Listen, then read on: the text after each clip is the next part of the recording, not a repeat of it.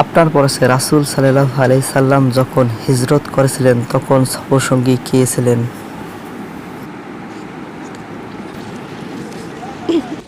মনে করেন তো, আতর মনে করতে পারবে না, এই জন্যই আপনার আতর। সফরসঙ্গী ছিল হযরত আবু বকর রাদিয়াল্লাহু তাআলা। আপনাকে বলতে হবে রাসূল সাল্লাল্লাহু আলাইহি সাল্লামের যখন মা মারা যান তখন নবী সাল্লাল্লাহু আলাইহি সাল্লামের বয়স কত ছিল?